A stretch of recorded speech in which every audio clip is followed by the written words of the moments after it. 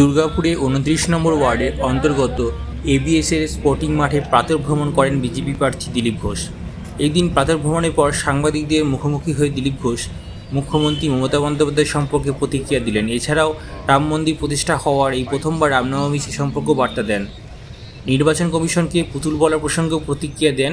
এছাড়াও ডায়মন্ড হারবারে অভিষেক বন্দ্যোপাধ্যায়ের বিপরীতে বিজেপি প্রার্থীকে নিয়ে মুখ খুললেন বিজেপি প্রার্থী দিলীপ ঘোষ। দেখুন বিস্তারিত। কি বার্তা দেবেন রাজ্যবাসীকে? হিন্দু সমাজের 500 বছর লড়াইয়ের ইতিহাস, তার পরিণাম হচ্ছে রাম মন্দির প্রতিষ্ঠা 22 জানুয়ারি 23 সালে। আর তারপরে প্রথম রামনবমী, রাম মন্দির প্রতিষ্ঠার পরে নিঃসন্দেহে আলাদা একটা তার আঙ্গিক আছে। সারা বিশ্বের হিন্দু সমাজ রাম মন্দির প্রতিষ্ঠার বিজয় উৎসব হিসেবে আজকে পালন করবে। আজকে এইটা দিন পালন করতে গিয়ে আপনাদেরকে কোর্টে যেতে হচ্ছে কেন? তাহলে পশ্চিমবাংলার সরকার রাজ্য চালায় না, কোর্ট চালায়। তাই যখন সমস্ত কিছুর ফয়সালা কোর্টের সিদ্ধান্তে হচ্ছে, এখানে সভা সমিতি হবে কিনা, এখানে শোভাযাত্রা হবে কিনা, পুজো পাঠ হবে কিনা, ছুটি কবে হবে, এসবই, এমনকি যে দুর্নীতি হচ্ছে সেটাও তদন্ত কোর্ট করছে। সারা দেশে তো কোথাও তো এরকম কোর্টে যেতে হচ্ছে না, রামনবমী সারা দেশে পালন হচ্ছে। এটাকে দেশের বাইরে মনে করা হয়। জয় বাংলা যারা বলছে, বাংলাদেশের স্লোগান দিচ্ছে, বা সবকিছু এই সুপ্রিম কোর্ট মানবো না, কি বলে আদালত মানবো না, লোকসভা মানবো না, নির্বাচন কমিশনকে মানবো না, সেন্ট্রাল গভর্নমেন্টকে মানবো না, সেন্ট্রাল ফোর্সকে মানবো না, এজেন্সিকে মানবো না, এই মানসিকতার কারণে এটা হচ্ছে। মনে হয় ভারতের বাইরে একটা দেশ।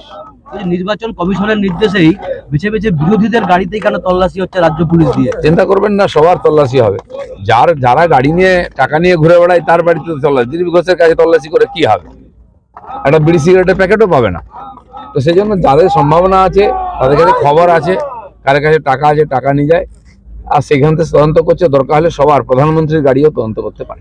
অভিষেক ব্যানার্জির বিরুদ্ধে যাকে প্রার্থী করা হলো, তাকে 3 দিন এতদিন পর করা হচ্ছে কেন? এটা নিয়ে তো সমালোচনা হচ্ছে। না, কতদিন পরে করা হবে কেন, সেটা তো পার্টি ঠিক করে। 1 জুনে ওখানে ভোট আছে, 1.5 মাসের বেশি সময় আছে। আমার নাম ঘোষণা হয়েছিল, 1.5 মাস সময় ছিল। তো সেই জন্য পার্টি যথেষ্ট চিন্তা ভাবনা করে করেছে। ও প্রথমবার ওখানে লড়েছে, দ্বিতীয়বার লড়তে যাচ্ছে। ভূমিপুত্র সংগঠন দাঁড় করেছে ওখানে। রাজ্য স্তর থেকে একটা তৃণমূলের সমালোচনা করা হচ্ছে যে শুভেন্দু অধিকারী বা মিঠুন চক্রবর্তী তারা কেউ ভয়ে দাঁড়ালো না, এরকম বলা হচ্ছে। কালকে কে বলতে যাচ্ছে? শুভেন্দু অধিকারী দাঁড়াবে কিনা কে ঠিক করবে? মিঠুন চক্রবর্তী দাঁড়াবে কিনা কে ঠিক করবে? রাস্তার লোক ঠিক করবে। উনি ঠিক করবেন, পার্টি ঠিক করবে। পার্টি যারা ঠিক করেছে ওটাই ঠিক। দাদা, রামনবমীতে কি পুরনো ছন্দেই দিলীপ ঘোষকে অস্ত্র হাতে দেখা যাবে?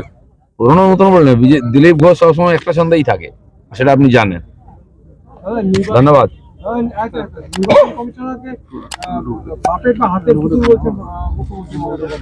আমি মেসো বলেছিলাম বলে ওদের পেট খারাপ হয়ে গেছিল। এখন পুতুল বলছে তো ভালো লাগছে। কে কার পুতুল বোঝা যাবে।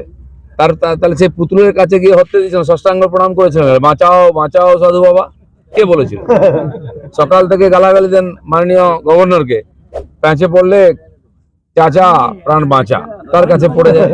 এরা হচ্ছে শক্তের ভক্ত আর নরমের জম, যে টাইট দেবে তার কাছে গড়াগড়ি দেবে। আমার কাছে বাড়ি হয়ে যায় জেলতা, জেলে গেলে একটু বিশ্রাম পাবো। সে সুযোগটা ওনার আসবে, এখন না, দেরি হবে। ওটা বৃদ্ধাশ্রম হবে, জেলটা ওখানে বাকি জীবনটা কাটাতে হবে। স্লোগান হয়েছে কালকে, বললো জিপ যেন ছেড়ে দেবো। আরে কি ছিঁড়বেন আপনি? কিছুই ছিঁড়তে পারবেন না। জিভ ছিঁড়বেন, সে দিন চলে গেছে। মানুষ এবার সব করে, জুতো, লাঠি, ঝাঁটা দেখাচ্ছেন আপনার নেতাদেরকে। এই শেষ জীবন এটাও মমতা ব্যানার্জিকে দেখতে হবে, যে পাপ করেছেন না, আর এই পাপীদের নিয়ে যে রাজত্ব চালাচ্ছেন, তার পরিণাম হচ্ছে তাকে আজকে অসম্মান সহ্য করতে হয়। এর চেয়ে দুর্ভাগ্যের কি হবে? 40 বছর 45 বছর একজন রাজনীতি করার পরে চোর স্লোগান শুনতে হয় শেষ বয়সে। এর চেয়ে কি সন্ন্যাসী না উচিত? ধন্যবাদ। উনি কাল বলছেন যে